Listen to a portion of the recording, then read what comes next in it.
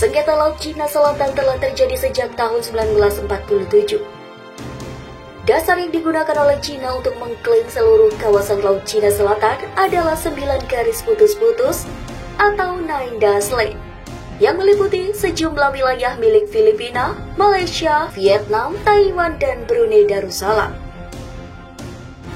Dalam konflik Natuna, Cina selama ini seringkali menggunakan Nine Dash Line sebagai dasar klaim kepemilikan perairan Natuna.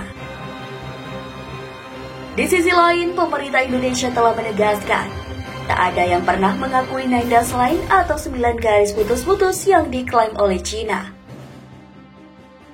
Pasalnya, hal itu tidak memiliki alasan hukum yang diakui oleh hukum internasional, terutama Konvensi PBB tentang hukum laut dan United Nations Convention on the Law of the Sea atau UNCLOS.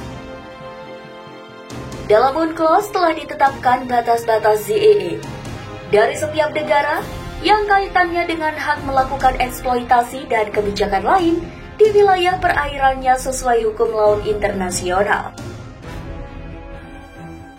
Guna pencegahan dan penguatan kekuasaan pasukan dalam penanganan perbatasan laut, maka Gugus Tempur Laut atau Guspurla Kormada 1 menggelar latihan peperangan laut dalam operasi siaga tempur laut yang diberi sandi Siaga Segara 21 di Laut Natuna Utara.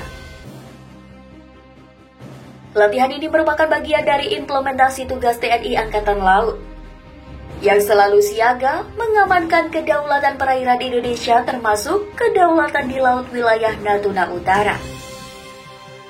Tak hanya itu, Siaga Segara 21 juga terlaksana dalam rangka kesiapan pengamanan dan penegakan kedaulatan di laut dan diharapkan mampu memberikan dampak penangkalan atau deterrent effect bagi pihak-pihak yang mengganggu kedaulatan laut Indonesia terutama wilayah barat.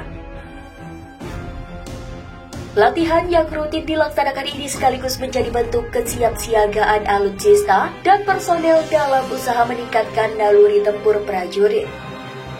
Sejumlah alutsista dikerahkan dalam latihan ini, yaitu unsur-unsur KLI Malahayati 362, KRI Wiratno 379, KRI Multatuli 561, dan Pesut CN 235 P8305. Menurut Komandan Gugus Tempur Laut atau Danguspurla Kormada 1, Laksamana Pertama TNI Haji Krisna Utomo. Seperti dilansir website resmi TNI Angkatan Laut, sesuai instruksi pemimpin agar jangan sampai ada pihak-pihak kapal asing melakukan pelanggaran kedaulatan di wilayah perairan Laut Natuna Utara.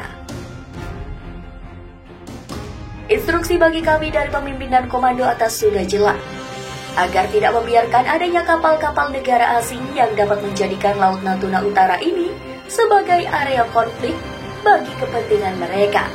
Tegas Laksamana Pratama TNI Haji Krisna Utomo. Di sela-sela kegiatan mendampingi Panglima Kormada 1, Laksamana Muda TNI Arsyad Abdullah pada kunjungan kerja Menko Polhukam serta Mendagri dalam rangka koordinasi keamanan perbatasan di Natuna belum lama ini.